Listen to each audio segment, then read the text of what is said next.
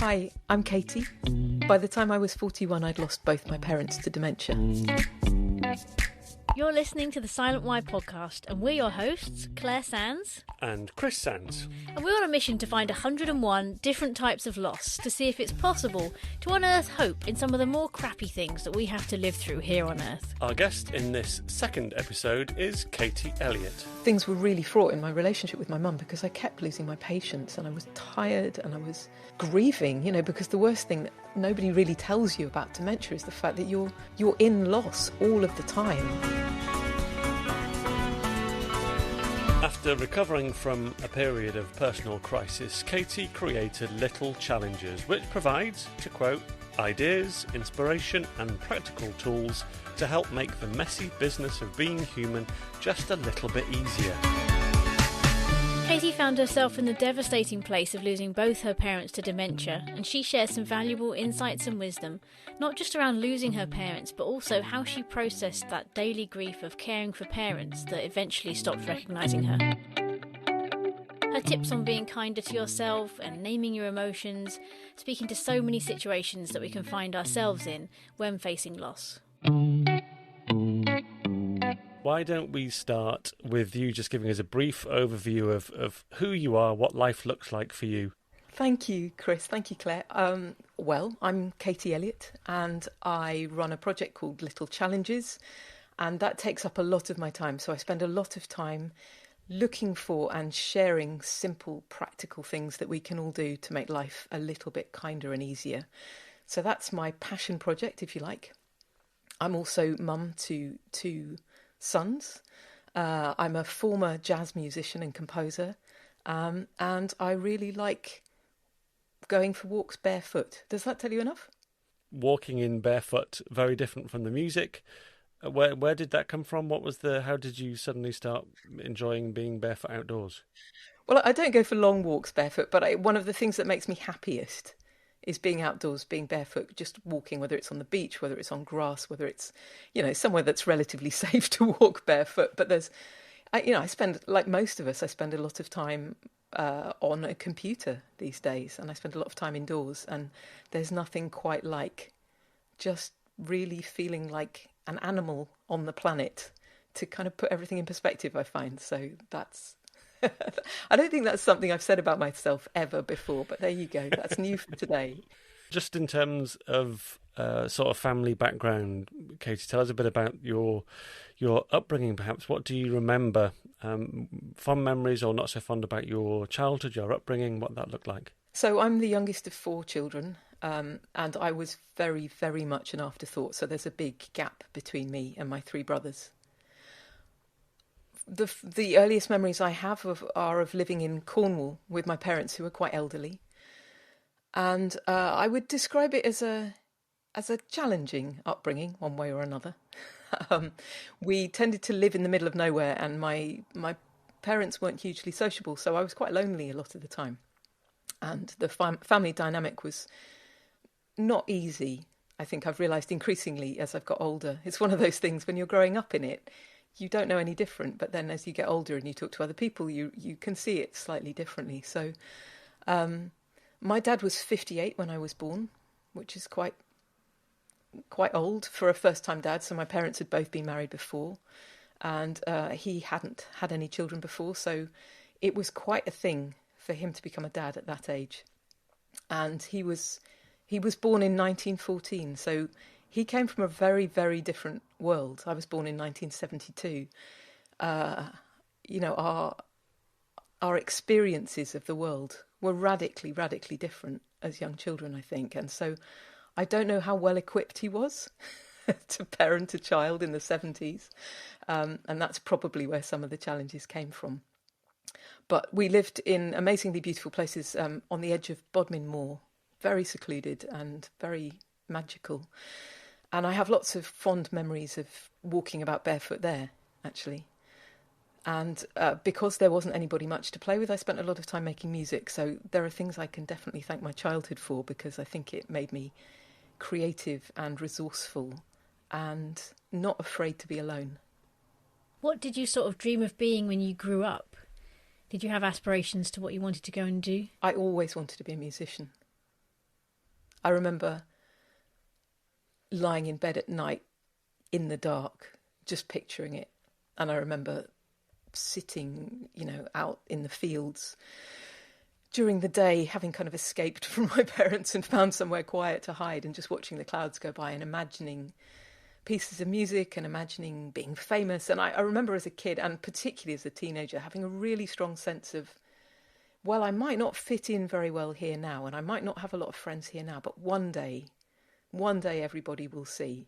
So I was that kind of child who felt deeply misunderstood and a bit out of place, and really survived by daydreaming hugely. So had your brothers left home by then? Were you on your own in the family? Yeah, by the time I was about 3, they'd all gone. I'm interested that in your reflection there, you spoke about your dad, but not your mum, in a sense of the differences in experience and your dad's age.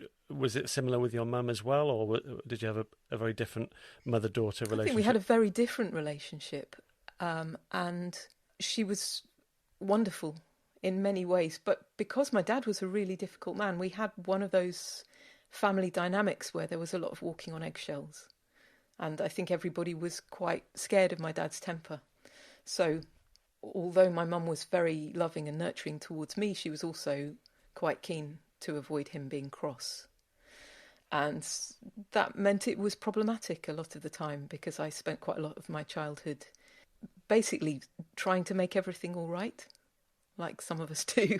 And those patterns definitely carried through into my adulthood. And one reason why I do the work I do now is that I had a very, very long stretch of mental health problems. I had a breakdown for the first time at the age of 12, and that continued until just a few years ago, when things changed dramatically for the better. But I think when you grow up with those kinds of patterns, when you feel very important and you feel like you need to make the peace in a household, it doesn't necessarily pave the way for good adult mental health. So I've had to do an awful lot of unlearning and relearning of things in recent years in order to be well. Who is it, Katie, that tells a 12-year-old that they're having or at the start of a breakdown? Or is that something you were only told years later? Nobody actually used those words at the time, but I was too ill to go to school for 6 months, and the official line was that it was in my head. I mean, so this was, if I was about 12, so what was that, 1984? We didn't have the conversation around mental health that we do now. And certainly, I don't remember there being any idea of adolescent or childhood mental health challenges. It just wasn't something that was talked about. And in my family, we didn't have language for it. I mean, it was awkward, it was embarrassing, it was inconvenient. I think probably my mum was terribly worried about me. But the general strategy seemed to be ignore it and hope it goes away, which didn't work out so well, as it happened. So how did you manage to get through high school, having got that? Because that's quite a key age, isn't it, at that point when you start to then go into secondary school? And obviously a lot of peers, a lot of peer pressure, and I mean, it's stressful anyway. How did you cope with that section of life? Not very well, mainly by keeping my head down. And I found the social side of school really intimidating, probably because I didn't have that much social contact outside of school. And I remember that the way I coped most of the way through secondary school was we were allowed to go into the music rooms at break time. So I'd just go and play music every break time, every lunchtime, and then I'd go home. It felt safer, really, than trying to navigate all of those complex dynamics of teenagers, all of those sort of social hierarchies and the rules, all of that stuff. I found that very, very stressful. So I just kept out of it and tried to be a good student. But I did have further episodes of really quite severe mental ill health when I was 15 and 18, and then eventually when I went to university I lasted 2 years before I dropped out. But that was also to do with the fact that at that point it became apparent that there was something wrong with my dad, and so I partly went home to try and help care for him. And how did the problems with your dad, how did that start? Was that a diagnosis with something, or were you just noticing a difference? I remember a phone call with my mum where she was really upset, and she said, he's just behaving really strangely, and he swore at me tonight in a way that he wouldn't normally swear at me. I mean, he used to get angry and he was quite scary in some ways, but there were certain types of language that he would never have used. And he'd said something to her that he'd never said before, and she was really shocked and shaken by it. And that seemed to be part of a slightly bigger picture of something shifting, and she couldn't figure out what it was. So I remember that phone call when I was at university, and there was some mention, and I don't even remember where it came from, whether it was her or whether I could start to see a picture forming, but there was some idea that maybe it was going to be Alzheimer's. And I bought myself a book because I didn't know anything about dementia. And I bought this book, and it was the most alarming looking book. It had a really scary looking cover.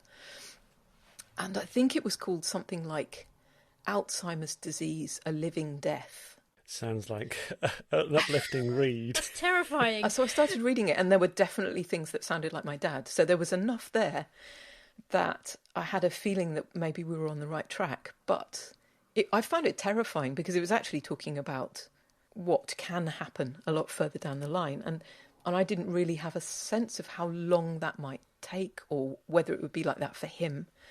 So I was reading this book, and for me at that point, it wasn't a great idea because I had a sense of impending doom that probably didn't support me in handling things well, and probably didn't help me to support my mum either.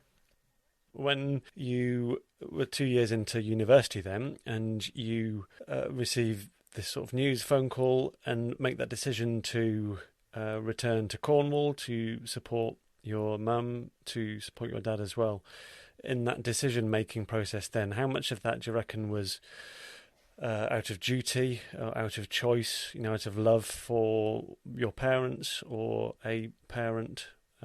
Was that a tough decision to make? So actually, the decision kind of happened for me, I suppose, because what actually played out was that I started getting very anxious when it appeared that my dad might have dementia, and I started projecting massively into the future about what that would mean.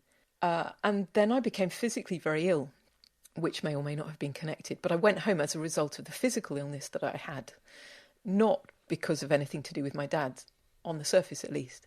And I went home and I thought, I really just need a bit of time to get my head around this, because I had been to the university counselling service and tried to talk to people about it. But what I found was that, I was 19, 20, and none of my peers had any experience of a parent with dementia. And the people that I could find to talk to at university, I wasn't really connecting with anybody who knew much about it. And so I felt very lonely in that. I wanted to try and explore what I was feeling and what might happen in the future. And, I would have well-meaning friends saying things like, oh yeah, I knew someone who had dementia once. It was my grandma or whatever. But it didn't feel the same to me. I didn't really feel understood. So when I got ill and then I ended up at home, I thought it would probably make sense to take a year out of my degree just to kind of pull myself together. And having done that and living at home for a while, I remember going to the doctor one time and him saying, you should go and live your life. You can't stay here waiting to help out. You can't stay here waiting on the off chance of what might happen. Go and live your life. That's the thing to do. And I just remember thinking, but I can't. And I can't honestly tell you why that was, except I know we had a very strong message in my family. This idea that the women in my family took care of their parents. My mum was doing it for her mum had done it for her mum. I had this story running that part of my job was to care. And I guess there was some sense of pride, that was what I wanted to do. I wanted to take on that role, even if it was happening a bit sooner than I expected. So I completely ignored what the doctor had said. And looking back, I can see the wisdom of what he was trying to communicate. But at the time, I just dived into this idea that I was going to help somehow. And I didn't stay. I mean, by that point, we were living in Devon, and I didn't stay there indefinitely. But I did drop out of university, and I had a very, very close link with home from then until my dad finally died. And I was very involved in the whole process, even though I wasn't actually living with them. How did your mum cope with looking after your dad? Was that because you had to walk on eggshells a bit when you were, living at home together? Did that change when he was ill? It did change. It was really interesting in that some things got worse and then some things got a great deal better. So there was a kind of sweetness that showed up in my dad that I'd never seen before, which was very, very beautiful. One thing I remember was that he got to a certain point and it wasn't really okay for him to manage money anymore, but it was still very important for him personally to walk into town and go to the shops and buy things because it felt like his routine. And I remember my mum getting really frustrated because she was managing all the money and she would give him bits of cash so that he could go out and do something. And with this kind of sweetness that developed in him, what he wanted to do a lot of the time was to buy her a present. And he didn't have an awful lot of money, so what he'd do, he would go to the greengrocers and he would look for, he might buy her some flowers but anyway, he got into this kind of mindset of, oh, look, there's a pineapple. That's a really kind of exotic, wonderful thing. So he came home with a pineapple, and the first day it was lovely. It's like, oh, he's bought me a pineapple, how sweet. But I remember after some time of this, her saying, oh, I can't keep giving him money to buy me pineapples. Because every time for him, he thought he was doing something really romantic and lovely. Oh, how sweet. And there she was, seeing the housekeeping money just disappearing on things that she couldn't use up. So that was a kind of lovely example of it. And then there were times, like, we had to laugh about it because there were so many things that otherwise would have been really difficult. Like, I remember going out for lunch one time with them, and he couldn't eat everything that he had. He'd got a roast beef sandwich, I think it was, and it was too much for him. So he wrapped it up in a serviette to bring it home and have it later. And I remember this roast beef sandwich kind of disappeared. And Mum was fairly convinced that he'd hidden it somewhere so that he could have it at a later point. But then nobody knew where he'd put it. And I think eventually it turned up in his sock drawer. Of course. Brilliant. That's where every man tries to hide roast beef sandwiches. So there were things like that which were really beautiful, really beautiful. And I remember one time, I remember taking him and buying him an ice cream and walking hand in hand with him and us both having an ice cream. And I remember thinking, that's the kind of thing you'd do with a kid. And it felt really lovely because the roles were reversed, but it was nice for me to buy the ice cream and to do that. So there was a lot of healing in that. But then there were also times when he would get attached to an idea and really, really want to impose his will on a situation. Like one time I went home and my parents by this point were living in a bungalow and it was the middle of winter and my mum had proper flu. She was really not well. And one of the things that happened for my dad was his like internal thermostat went, and so he was hot and cold at funny times. I don't know why. And he was hot, and he would go around the house. He would open all the windows, all the doors, turn all the radiators off. And I remember my mum was sitting there shivering under a blanket, and I went round closing all the windows and all the doors and turning all the radiators on. And he was so angry because he thought I was crossing him. Whereas what I was trying to do was actually look after my mum because I was really worried about her. And I remember him raising a hand, in absolute frustration and anger. And then just kind of crumpling because it was like we looked at each other and suddenly for a moment we realised that we could kind of see it for what it was. There was this ridiculous situation and neither of us really knew what on earth was going on. But it was very, very hard for her, I think. And how quick or slow was this on towards the end of his life? Was it a very slow, drawn-out thing, or did things happen quite quickly? I think all in all it took about 7 or 8 years from when we first saw things happening in him to when he finally died. And when he died, do you remember reflecting back on that? Do you remember what some of the overarching feelings were for you? Was there confusion? Was there relief? Was there just unknown? Was there prioritising your mum? Do you remember what that time was like after 7 years of what had been increasingly difficult time? There was quite a lot of guilt. When he died, he'd gone into a care home and it wasn't supposed to be a permanent thing, but my mum had broken her leg and she couldn't look after him. So he'd gone into a care home as a temporary measure. And my dad was someone who, his dementia made him want to wander. He was one of those people who would walk a lot. And they couldn't handle him walking, so they'd put him somewhere secure. And I had to sign the paperwork for him to be there. And I remember feeling very guilty because I knew how important it was for him to be able to walk. And the thought that he was being held somewhere was a very, very difficult one. He just got a chest infection which turned to pneumonia, and he died really, really quickly. And I couldn't quite shake the feeling that there was a kind of giving up in that, and that things could have been very different. But at the same time, things had been really hard. And so there was also a bit of guilt in me because I suppose I felt some relief, and that's not something you're supposed to feel. Was that guilt just self-imposed, or did you feel that was coming from somewhere else as well? No, I think it was from me. And I think my mum felt it too, because she wasn't able to be there because she'd had this accident, and that it didn't feel like it ended the way you would have wanted it to end. And then unusually, really unusually, for you, this was an experience that wasn't a solitary, a single experience with dementia. It was something that then became repeated a bit later on, wasn't it? Yes. So we had a few years with my mum where things seemed kind of normal, and she was able to do some of the things she'd always wanted to do, and that was really lovely to watch. And my children came along, and it felt like we were moving into a new phase of our life. And then she started showing exactly the same sort of symptoms that my dad had. And it turned out that both of them had exactly the same combination of dementias. So they both had vascular dementia combined with Alzheimer's disease. And I remember quite a prolonged period where I was thinking, I think I know what's happening, and it can't be. It can't be. Not again. Particularly with my mum, because I felt so much closer to her. The thought that we were going to go down that path again, knowing how long and drawn out and challenging that could be, I just couldn't face that for a long time until there was no choice but to face it.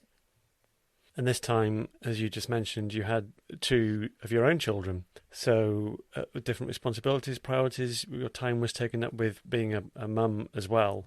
So what were some of the main similarities, main differences perhaps with then revisiting dementia, this time with your mum? Well, something that helped enormously was, by this point I'd read a book called Contented Dementia, which gave me a different way of understanding what was going on. So I think with my dad, we'd got very frustrated with him because we'd wanted him to understand things. We'd wanted him to respond like he used to respond.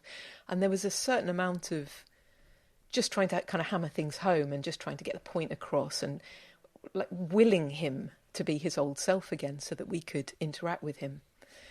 Reading this book really helped me enormously because it helped me to see things from the point of view of somebody who was living with dementia and what that might be like and how terrifying that could be if you felt like the ground was shifting underneath you and you were looking for memories and they weren't there. And how do you save face, and how do you continue to be in the world with the people you love whilst you're, on the inside, you're questioning everything and you're not sure what's what. So I had a great deal more compassion for my mum, and I think there was much less battle in that experience.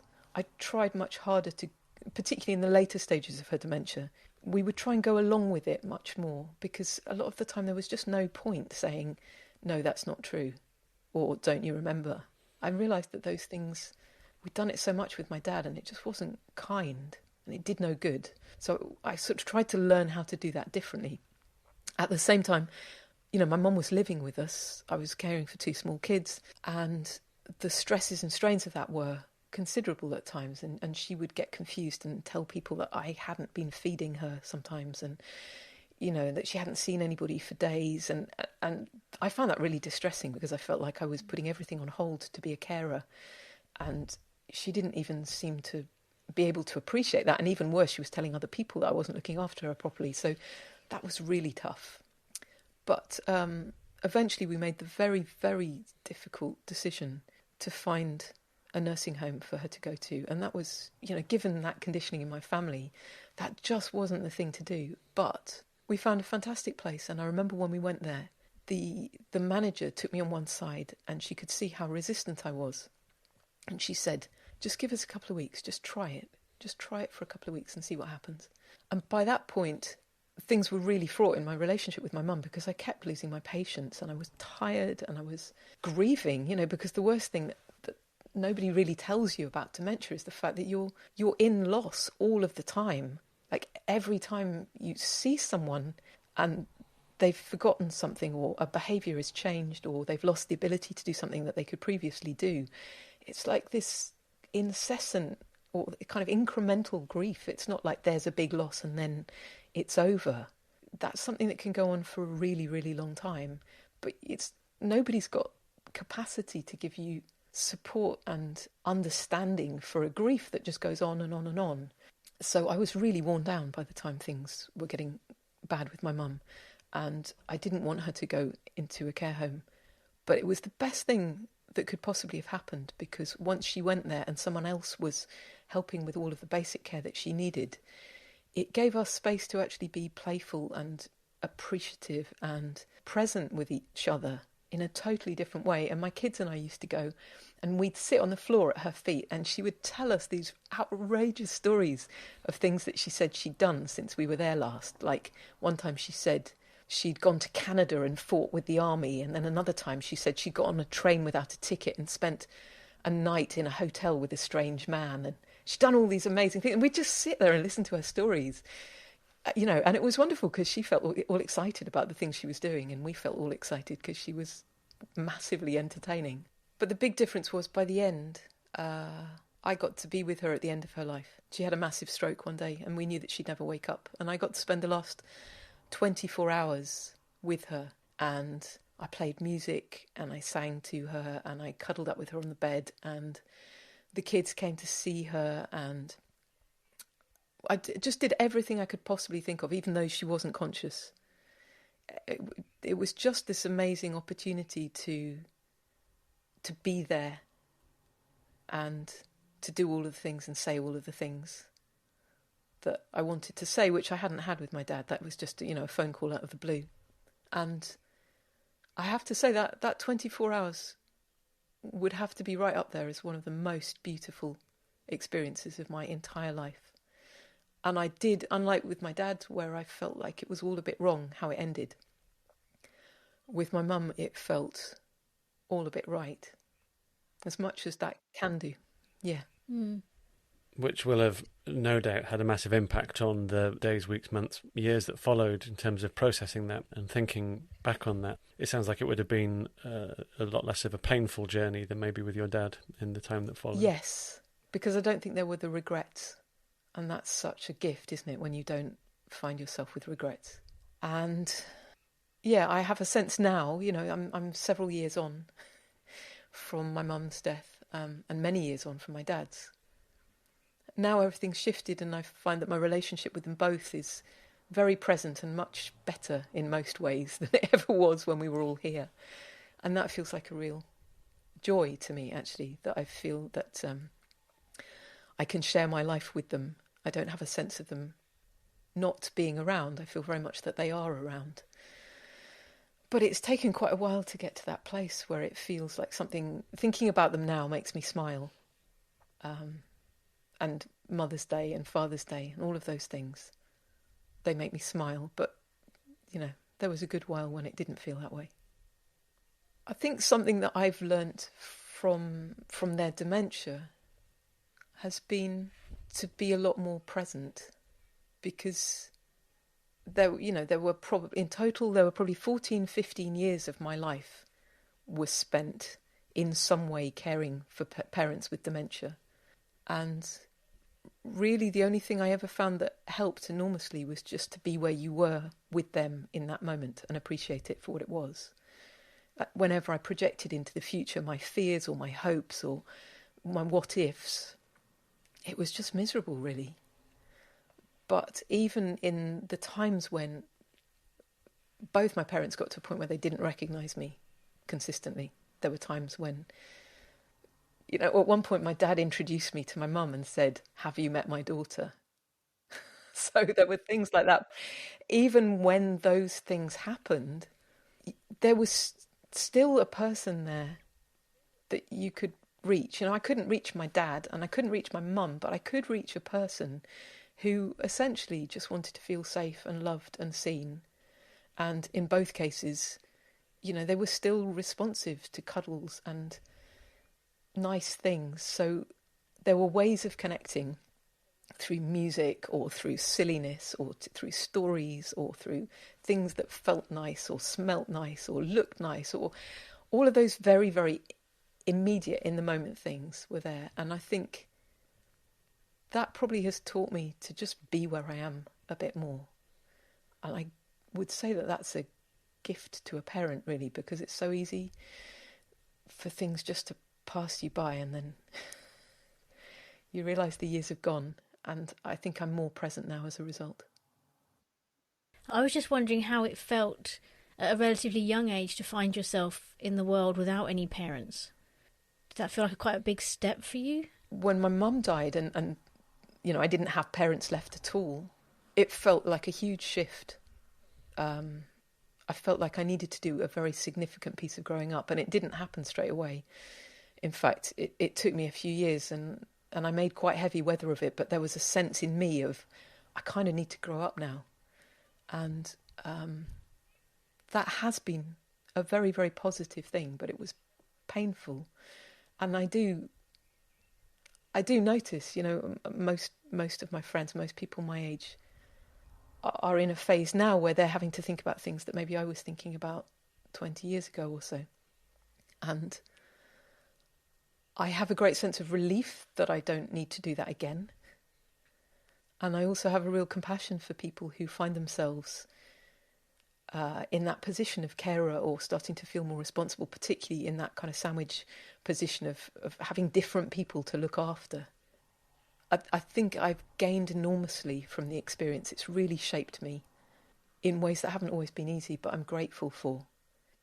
I don't have such a strong sense of family as before, but I guess you find that in different ways, don't you? And I have a very strong sense of community and friendship. So, and also I have my own boys, and a lot of energy and joy goes into that relationship.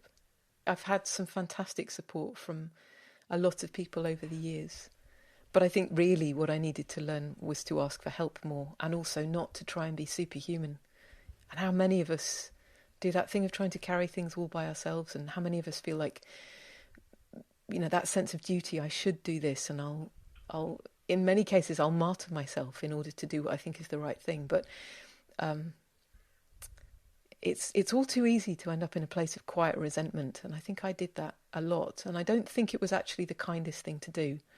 I think if I had my time over, I would ask for a lot more help, and I'd try not to put myself at the centre of everything in the way that I did, because I don't think it really was the best thing to have done for any of us. But I didn't learn that lesson until I lived my way through it. That was actually sort of what I was going to ask, really, is if you could go back and just give yourself a piece of advice, either just before you started everything, you know, and went through those hard times, or after, what would you say to kind of give yourself some encouragement to get through it? Just to be a bit kinder to myself. The thing I didn't know then that I do know now is that if you want to be really kind to other people, you need to start with yourself. Like so many of us have learnt that back to front. We think we can give it all away without tending to our own needs, and that does lead to that resentment, to that martyring, to that passive aggression, to all of those kind of not very nice places we can go to.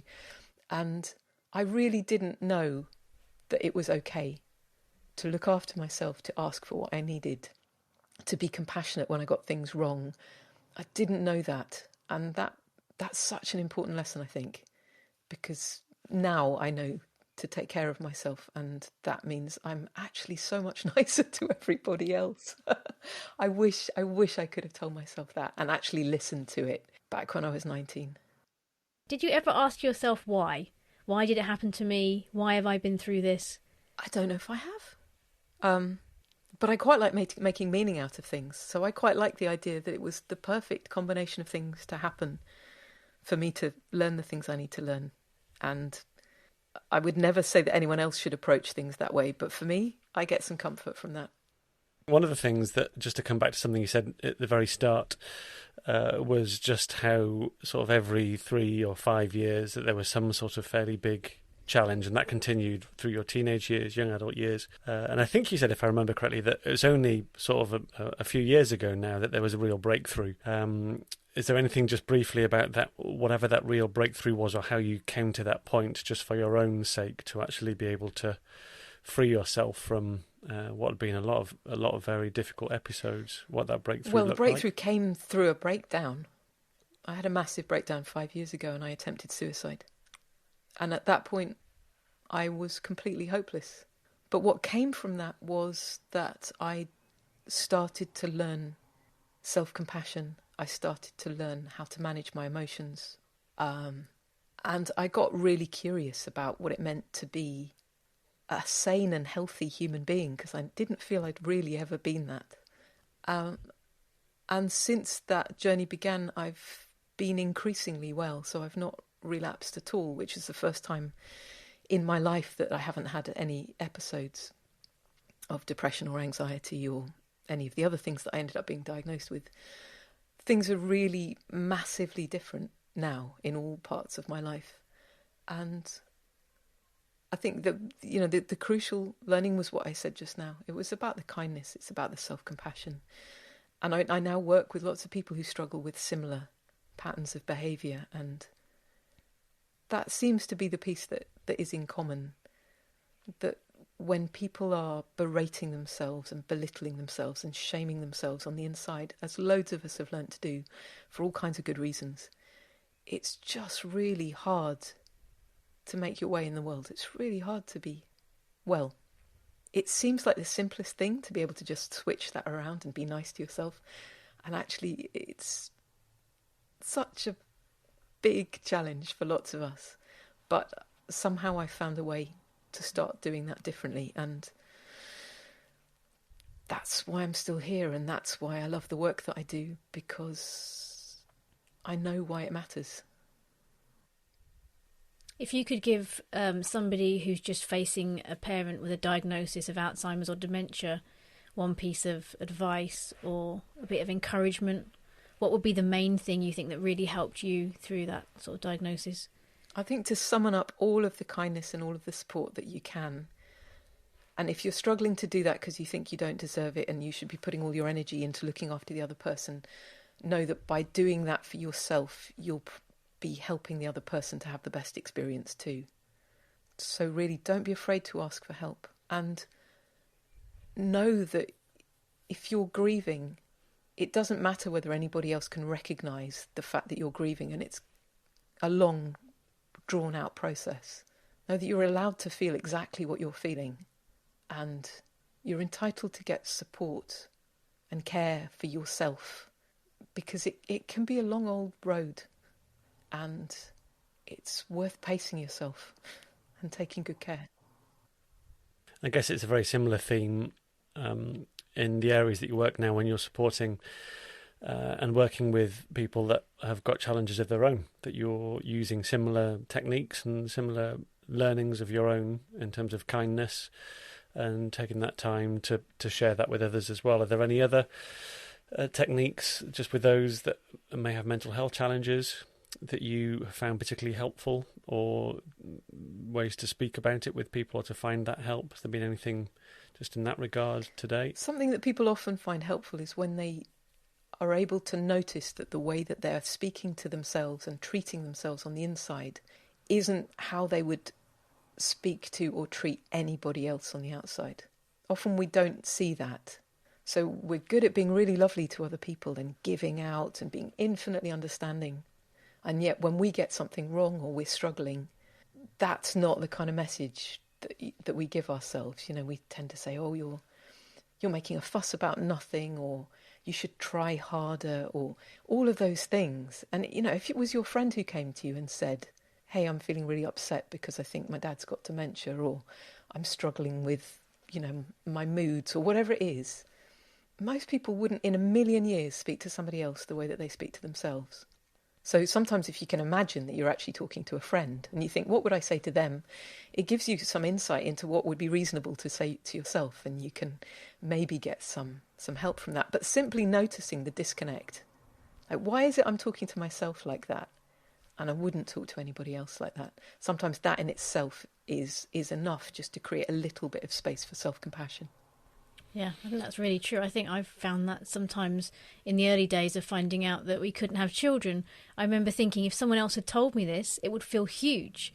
I would be like, oh my word, that's awful. And I would really see their life and see how it would have changed and what a big deal it was. But for me, or for us, it felt like something you just had to get over, or you just had to get on with it, or that's just what we have, so let's find a way to make the best of it, and let's find a way to be positive about it. And there are people in worse situations, so let's just get on with life and try not to be sad about this or that. And it's weird. It is odd to stop and think to yourself, why would I tell someone else it's such a big deal and they need to be kind to themselves, and I can't do it to myself? It's an odd thing, but it's so powerful. I think you're right. It's such an important thing to be able to recognise. And the other thing, if there were another thing, it's to know that you're allowed to feel what you're feeling. Because how many of us have got used to the idea that we should suppress things, like we should suppress anger, we should suppress our sadness, just deal with it. It's not that bad. Like you were saying just now, Claire, just get on with it, be positive.